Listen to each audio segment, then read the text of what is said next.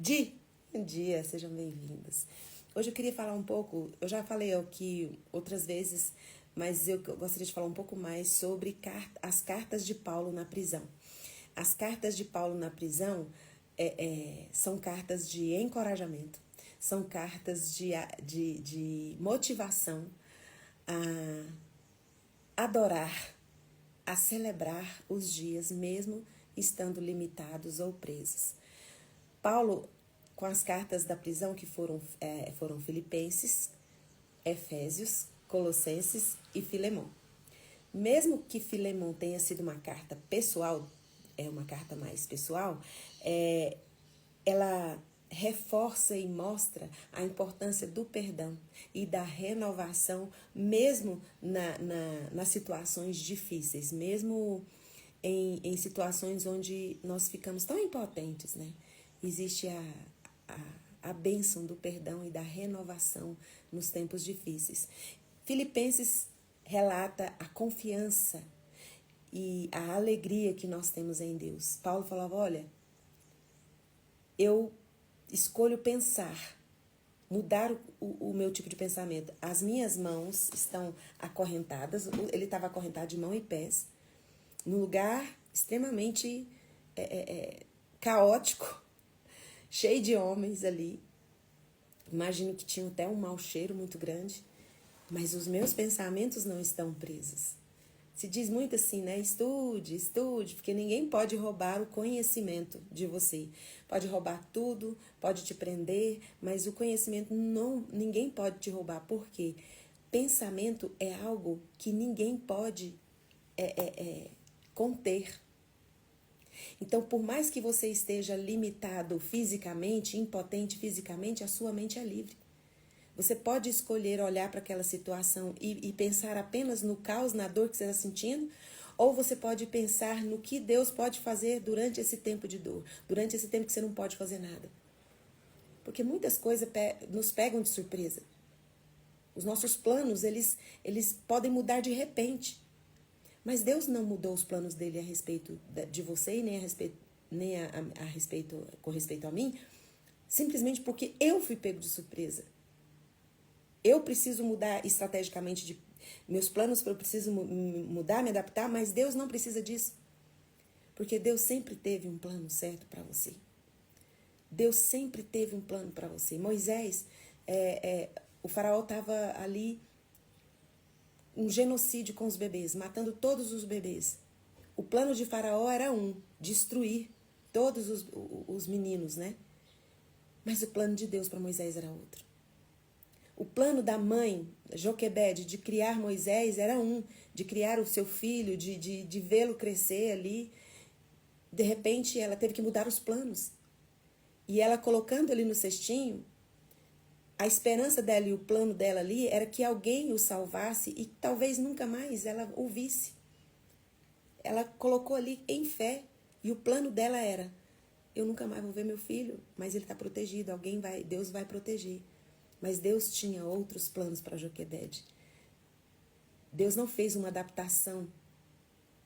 Ele já tinha no plano da vida de Joquebede que ela ia criar o próprio filho dela. Até mais ou menos os 8 anos de idade. Muitos planos tinham para a vida de Moisés que deram errado, que foram por caminhos diferentes, planejados por Joquebede ou planejados pelo próprio Moisés. Mas Deus tinha um plano para a vida de Moisés. E ele seguiu até o final, foi conduzido aquilo. Então, Paulo falou, olha, eu estou acorrentado aqui, estou na prisão. E ele escreveu 4 cartas de alegria e encorajamento. Naquele momento ali, ele estava olhando não para o que ele podia, porque ele não podia, pela impotência dele diante daquela situação tão difícil. A mente dele começou a pensar somente as coisas que eram boas. Ele até fala, tudo que for bom, tudo que for de boa fama, se algum louvor existe, se tem alguma virtude, nisso pensai. Alegrai-vos sempre no Senhor, alegrai-vos. Não dá para nos alegrar com as situações difíceis. Mas por que nós podemos encher o nosso coração de alegria? Porque nós vamos declarar, nós não podemos. Estamos impotentes. Não esperávamos essa situação, nos pegou de surpresa. Mas Deus não está impotente. Não pegou Deus de surpresa. Deus já tinha um plano estratégico. Depois que quando a gente se encontra nessa situação, Deus já tem um plano. E aí eu não vou declarar o que eu não posso. Eu vou declarar o que Deus pode e quem Deus é.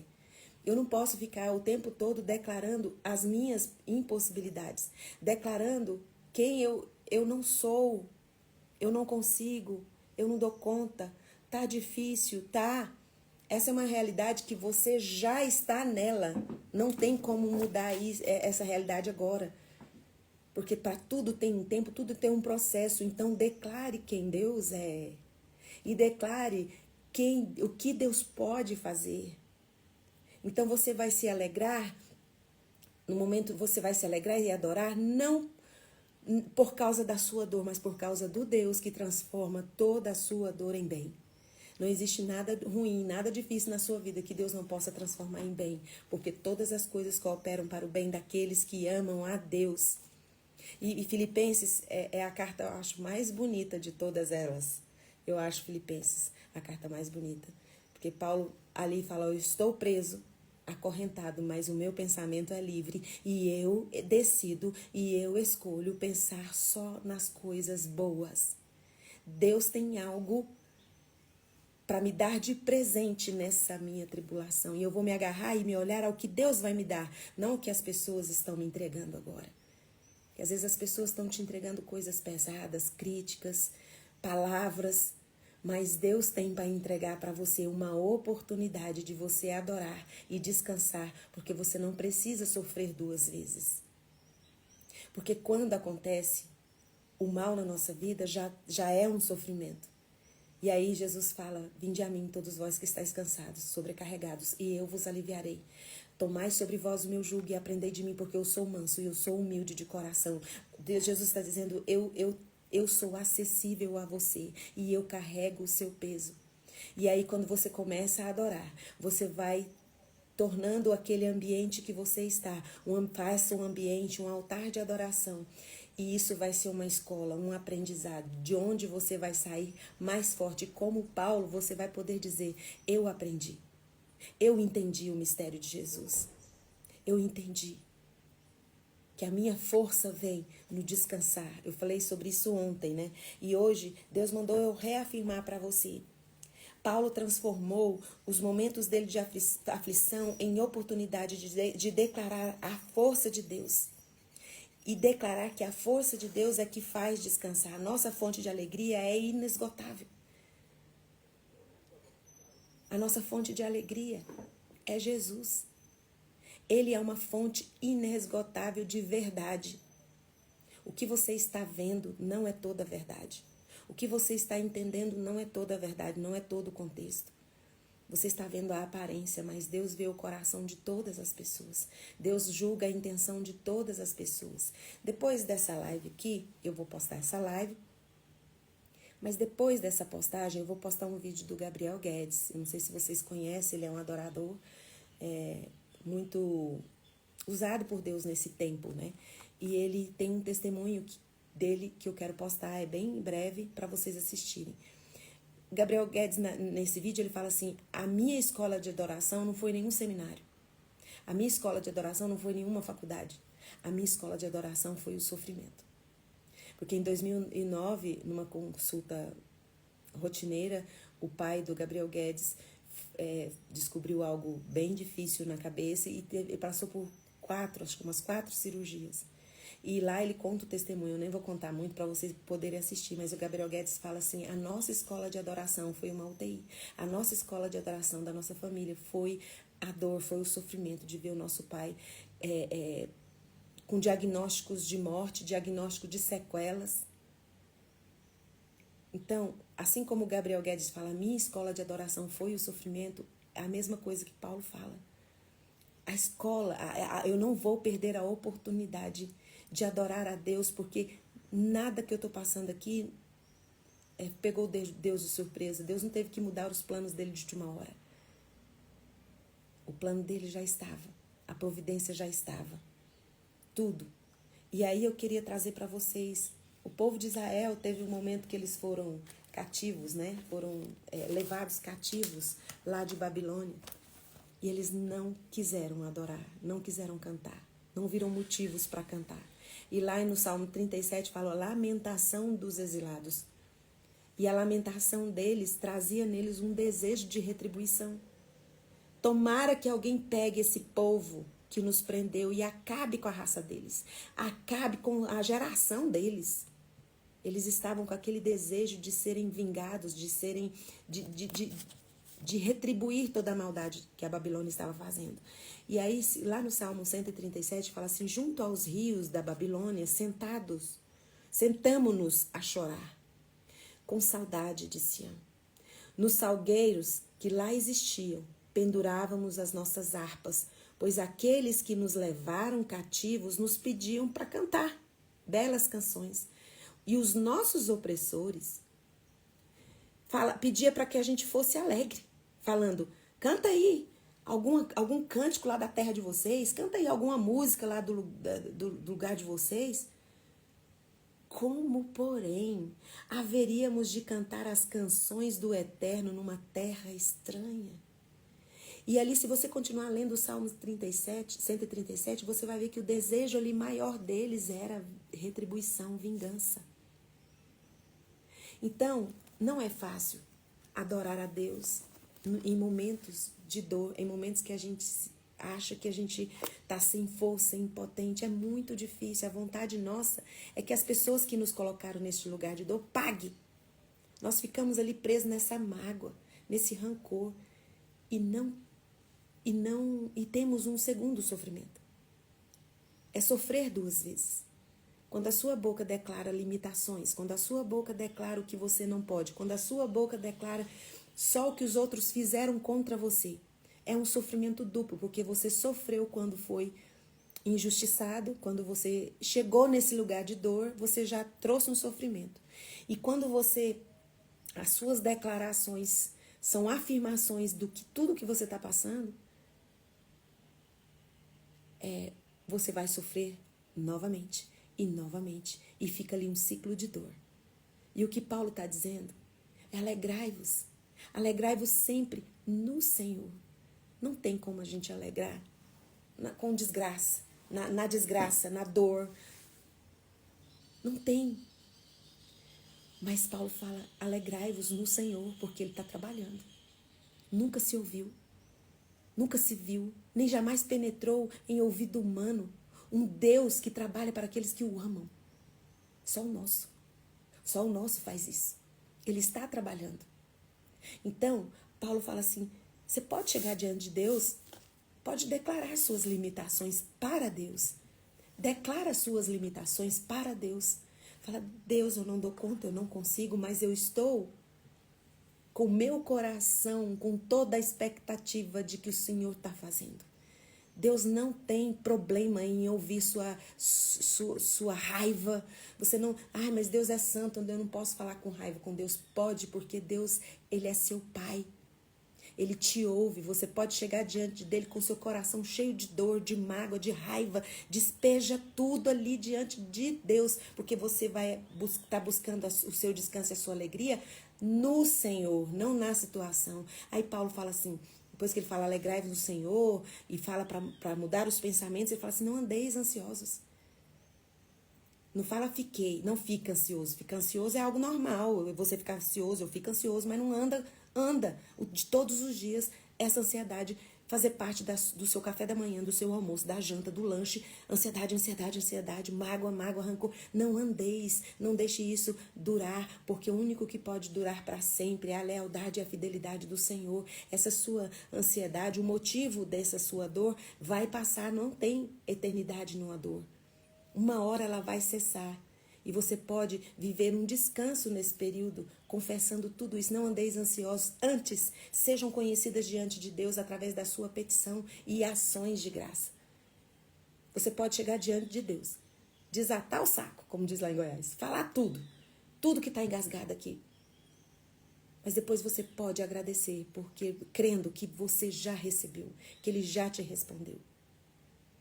E Ele está fazendo. Deus é a nossa fonte de alegria inesgotável. Como o povo de Israel, muitas vezes nós temos pendurado as nossas oportunidades. Eles penduraram ali os instrumentos tudo em cima da árvore.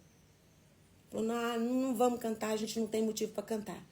E os próprios inimigos, os algozes dele, canta aí alguma música da sua terra.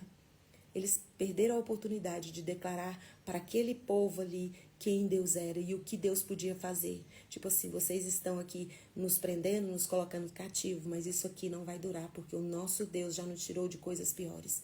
Já nos tirou do Egito.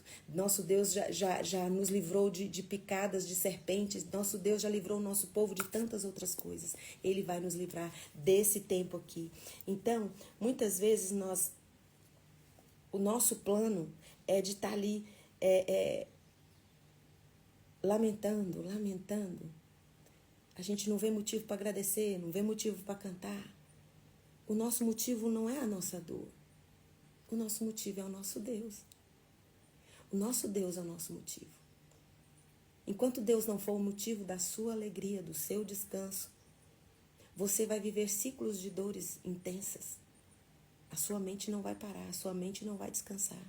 Porque você pode dar fruto em qualquer situação que você esteja. Paulo estava acorrentado pés e mãos e ali ele deu frutos. Ele levou um altar de adoração dentro da prisão. Teve um terremoto, as correntes todas quebraram, as portas todas abriram e nenhum preso fugiu. Vocês entendem que nenhum preso fugiu? Quando o carcereiro entra, ele já entra querendo se matar. Porque todos aqueles presos estavam na responsabilidade dele. Falou, vou morrer, porque vão me matar de todo jeito, vão matar minha família. Porque aí Paulo falou, calma, ninguém saiu, ninguém fugiu. Então, se Paulo tivesse gastado tempo ali lamentando como o povo de Israel, não, nós não vamos cantar, nós não vamos adorar, porque eu estou aqui amarrado, eu estou impotente, o que eu posso fazer?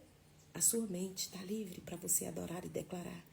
Por causa daquelas declarações em louvor, em adoração, naquele momento de limitação, aqueles homens, todos que estavam ali, foram impedidos de sair correndo e fugir, porque eles entenderam, eles tiveram um aprendizado, um conhecimento de quem Deus é e do que Deus pode fazer. O povo de Israel não quis cantar, pendurou lá as coisas, lamentando, perdeu a oportunidade. Paulo não perdeu a oportunidade, porque mesmo preso ele pôde dar frutos. Sabe, às vezes você não está preso igual Paulo acorrentado, mas talvez você, por causa da idade, você se vê muito limitado. Às vezes você fala, se eu fosse mais novo, se eu fosse mais jovem, mas hoje eu já estou desse jeito, eu estou limitado. No Salmo 92, versículo 14, fala, mesmo na velhice, ainda dará muito fruto. Porque não é a velhice, não é o caos que te aconteceu que vai impedir que você dê frutos. Porque você vai abrir a sua boca e vai alegrar em cada estação. E cada estação que você tem, mesmo estando aprisionado por algum motivo, que você se sente limitado e impotente, aqui você está livre. Então escolha pensar e comece a declarar o que Deus pode fazer e quem Deus é na sua vida. O que Ele já fez, o que Ele está fazendo e o que Ele pode fazer. Deus tem planos para você, como teve planos para Moisés, para Paulo. Ele tem para você. O Salmo 92 fala que se as nossas raízes estiverem em Deus, nós vamos dar fruto o tempo inteiro. Nós vamos produzir alegria e trazer cura para qualquer atmosfera que a gente tem. Tem pessoa que não pode chegar no ambiente que ela já traz aquele peso. As pessoas se sentem mal. Mas você pode mudar isso. Mudando, o seu entendimento é livre. Comece a pensar no que Deus fez na sua vida. No que Deus está fazendo. E enquanto o seu caos não é resolvido, Deus usa você para ser cura dele no caos das outras pessoas. Porque o que ele já fez em você, tem pessoas que estão passando por isso exatamente nesse exato momento. E ao ouvir suas declarações do que Deus fez, você vai trazer cura para a pessoa que está passando por algo exatamente naquele momento, por algo que você já superou, por algo que Deus já tirou você daquele lugar. Porque quando nós começamos a declarar as maravilhas de Deus, o que Deus tem feito por nós, nós somos curados. Porque nós sofremos só uma vez, que é quando nos acontece o inesperado, que é quando nos acontece a dor. Daqui para frente é só descanso e alegria e confiança no Deus que nos criou. Ele não te abandonou. Tudo que Ele está fazendo tem peso de eternidade. O seu sofrimento é uma leve e momentânea tribulação aos olhos de Deus. Quantas vezes você já passou por momentos tão difíceis? Passaram-se anos e alguém te lembra e você fala, é mesmo? Nossa, eu nem vi quando passou. Mas na época foi tão dolorido, tão doloroso. Então Deus quer trazer esse descanso para você antes de você sair desse lugar. Ele quer mostrar para você que já está tudo resolvido, Ele está cuidando de tudo. Então descanse, abra a sua boca e começa a declarar quem Deus é e o que Deus pode fazer. Você não pode fazer, mas Deus pode. Você está limitado neste momento, mas Deus não tem limitações. Ele vem para quebrar qualquer padrão, Ele vem para mudar qualquer cenário. Não existe nada na sua vida que Deus não possa fazer. Às vezes nós ficamos assim, confiamos tanto que as pessoas podem nos decepcionar, né? Fala assim, eu já não duvido de mais nada. Eu já sabia que isso ia acontecer. A gente fala isso das pessoas. Mas nós não temos a consciência e a certeza de que Deus tem para nos entregar vida. Assim como você fala assim, eu já sabia que isso ia acontecer. Fala isso sobre Deus, eu já sabia que isso ia acontecer. Eu tinha certeza que Deus ia cuidar, que Deus ia fazer, que Deus ia tirar, que Deus ia resgatar. Eu tinha certeza que Deus ia tornar leve o meu caminho. Às vezes nós temos tanta certeza do mal e não temos nenhuma certeza do bem que Deus faz, do bem que Deus está fazendo. Por isso que a Bíblia fala que quando você pede alguma coisa, você já agradece crendo que você já recebeu. Porque é certeza que Deus responde. Se ainda não chegou na sua mão a vitória que você tanto quer, o trabalho, Deus está trabalhando. O plano de Deus para você não mudou. E o plano dele, quais são os planos dele? Jeremias 29:11, vai lá ler. Você tem pensamentos péssimos a respeito de si mesmo. As pessoas podem ter pensamentos péssimos a respeito de você. Mas Deus não tem nenhum sequer pensamento mau a seu respeito. E os pensamentos dele é de te dar esperança, é de te dar um futuro. Um futuro onde a sua alma tem plenitude. Não importa onde você esteja, você vai, como Paulo fala, eu aprendi, eu entendi. Então não importa se eu esteja num lugar onde vem necessidade ou onde tem a fartura, eu estou bem. Porque aqui dentro eu já fui resolvido. Eu sei que eu posso fazer qualquer coisa, porque eu tenho um Deus que me fortalece. Coloca a mão no coração para você. Senhor, a tua bondade atravessa a nossa vida de uma forma tão incrível, de uma forma tão especial.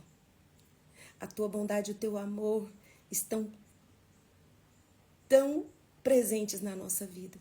E muitas vezes por reclamarmos, por declararmos nossas impossibilidades, por fazer declarações do poder do mal, nós perdemos a oportunidade de te adorar e de ter um sofrimento aplacado com o teu amor e misericórdia. Porque o Senhor Jesus Cristo, nosso Salvador, o nosso amado Redentor, torna leve o nosso caminho. Em nome de Jesus, abraça os meus irmãos e direcione o Senhor para olhar para a cruz.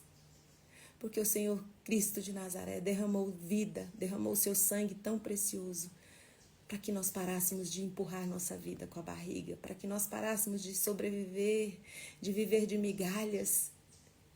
O Senhor tem uma vida tão completa para nós. Nós não precisamos esperar de pessoas nenhum reconhecimento, nenhum afeto, porque o Senhor nos dá tudo isso e nos torna tão cheios que nós derramamos afeto onde nós mais precisamos ser amados, nós derramamos porque o Senhor nos enche. Onde nós precisamos ter carinho, ter abraço, ter sorriso, e nós não encontramos, nós nos tornamos esse abraço, nós nos tornamos esse sorriso, porque o Senhor nos completa de tal forma que o que mais queremos receber, nós nos tornamos uma fonte inesgotável para dar. Porque é o Senhor que faz isso em nós. Em nome de Jesus, Pai, agora na autoridade que o Espírito Santo de Deus me dá por causa do sangue de Jesus derramado na cruz do Calvário, eu ministro cura sobre você. Cura de qualquer doença no seu corpo ou qualquer enfermidade na sua alma. Em nome de Jesus. Amém. Um beijo e até amanhã, 6h30. Tchau, tchau. Tchau, tchau, meus amores. TikTok.